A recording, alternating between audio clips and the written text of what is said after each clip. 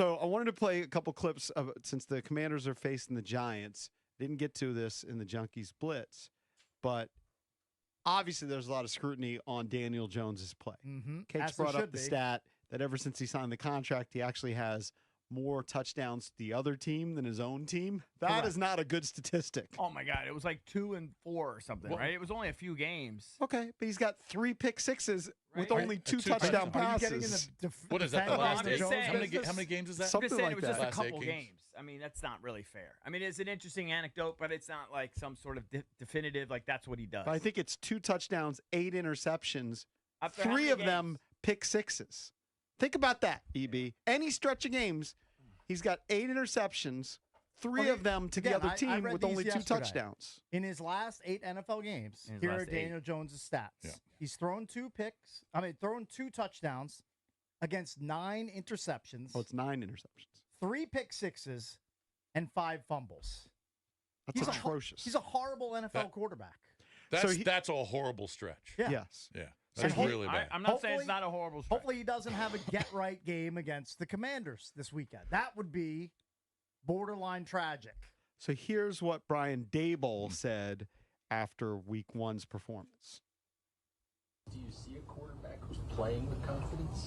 Yeah, we played 1 game, so no one did good enough that first game. So again, team sport, and we'll work on fixing it.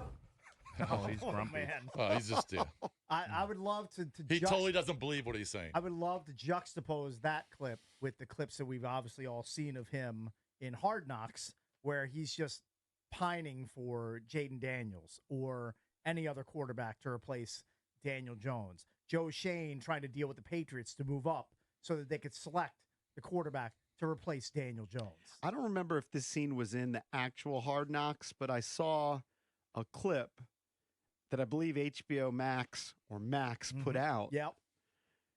And it was the family chiming in on who they thought should be selected. Did you happen to see that? I saw the clip of his son basically saying, "Why are you getting rid of Saquon Barkley? Like, Dad, you're basically an idiot. What are we doing here?"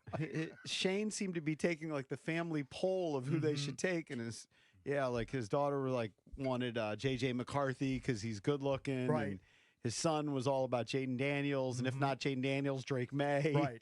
Where was Dable? I can't remember. Like, what was his position on the Saquon thing? He could take him or leave him, or he was because certainly the owner, Merritt, was lobbying. I don't remember him ever really vociferous about it. He did not like the idea of letting him go. I don't recall seeing a lot of Dable chiming in on Barkley. At least I don't recall shown either. on the TV show. I'd imagine he'd want all talented players. Right. You would think.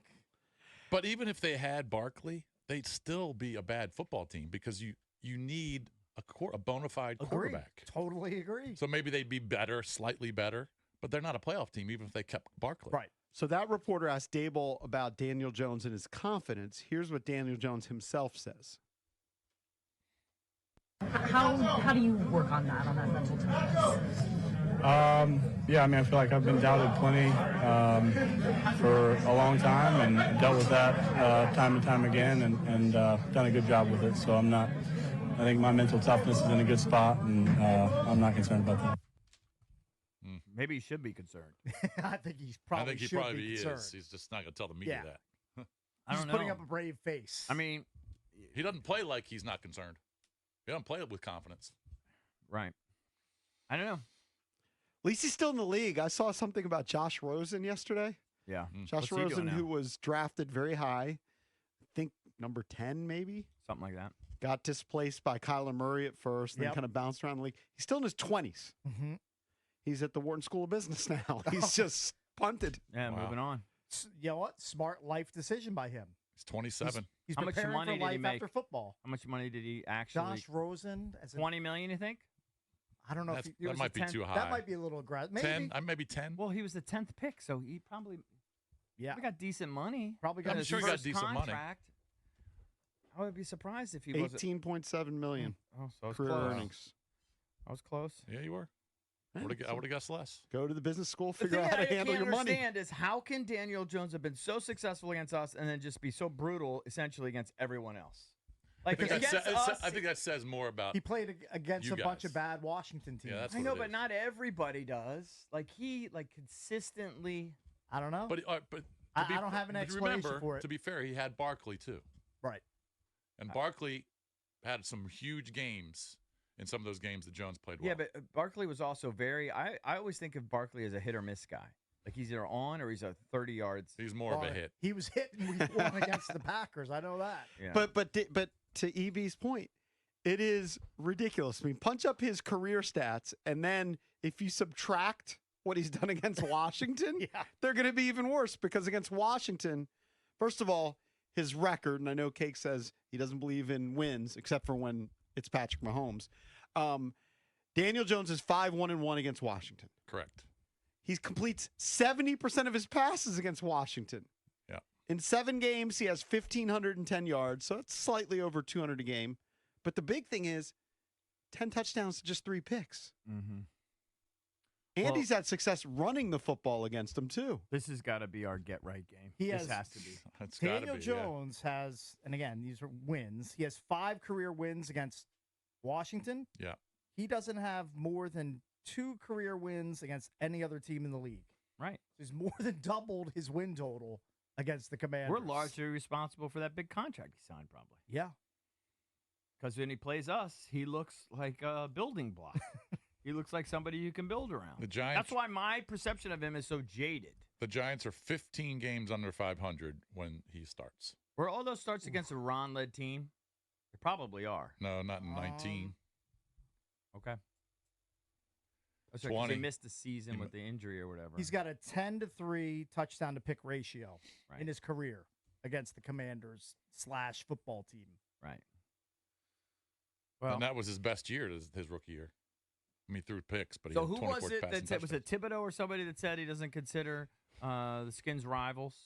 Yeah, Kayvon Thibodeau, their defensive end, who had 11.5 sacks last year. Here it is. You've had a lot of success against them in your first 2 years. What makes this team you see their colors kind of elevate you too?